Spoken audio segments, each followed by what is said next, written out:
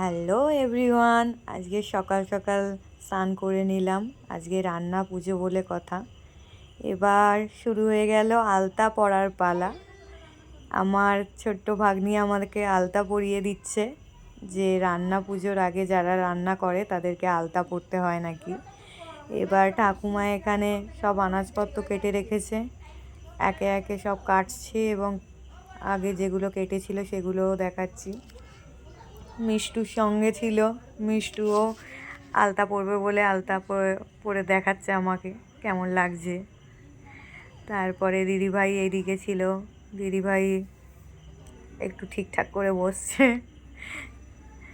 এখানে আমাদের ভাগ্নি। এবার তারপরে আনাজপত্র নিয়ে আমি বেরিয়ে পড়লাম সেগুলো ধোয়াধুয়ির উদ্দেশ্যে। চলো, আমাদের যে আনাজপত্র আছে সেগুলো ধোয়া হচ্ছে। এবার মন্দিরের ভেতর ঢুকলাম। এখন মন্দিরের ভেতর দিয়ে আমাদের যেতে হয় পুকুরে, সেই জন্য প্রচণ্ড বৃষ্টি হয়েছে কদিন। বৃষ্টিতে পুকুরের জল একদম সিঁড়ি পর্যন্ত উঠে চলে এসেছে, সেই জন্য একটু ভয়ও লাগছিল। এমনিতে আমরা পুকুরে খুব একটা আসি না, কিন্তু এই ঠাকুরপালা বা ঠাকুরের কিছু কাজকর্ম হলে তখন আমাদের পুকুরে আসতেই হয়। এবার সেই জন্যই পুকুরে আসা। এবার আস্তে আস্তে যে সবজিগুলো কাটা ছিল সেগুলোকে ধুচ্ছিলাম। যেগুলো ছিল অনেক রকম রং বেরঙের সবজি ছিল, সেদিনকে ধোয়ার জন্য নিয়ে এসেছিলাম। আমাদের পুকুরটা পুরো জলে ভর্তি। এবার ওগুলো ধোয়া টোয়া হয়ে যেতে এবার ওখান থেকে বেরিয়ে পড়লাম। এবার বাড়িতে এসে সব সবজিগুলোকে একে একে কলা পাতায় সাজাচ্ছিলাম। যেগুলো ছিল বেগুন, পটল, করলা, সব নানা রকমের সবজি থাকে। শুধু ভাজাভুজি আর মাছ হয় এদিনকে রান্না পুজো, যেটা আমাদের বুড়ো রান্না স্পেশাল হয়। সব ভাজাভুজি আর মাছটা হয়। এবার আবার চলে গেলাম একবার ঘাটে, আবার বাড়ি এলাম। আজকে তো শুধু ঘাট আর ঘর এই হচ্ছিল।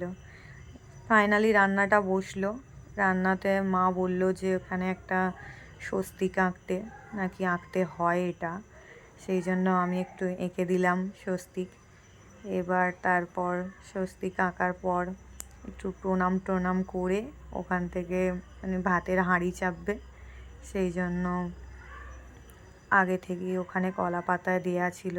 সব যে সবজিগুলো থাকে সেগুলো প্রণাম করে শাঁখ বাজিয়ে রান্না শুরু করা হলো।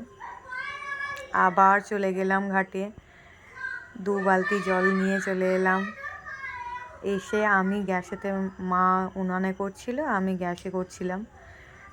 দুটো গ্যাস জ্বালিয়ে প্রণাম সেরে সেখানে আলু সেদ্ধ বসিয়ে দিলাম। আলু ভাজা স্টার্ট হয়ে গেল।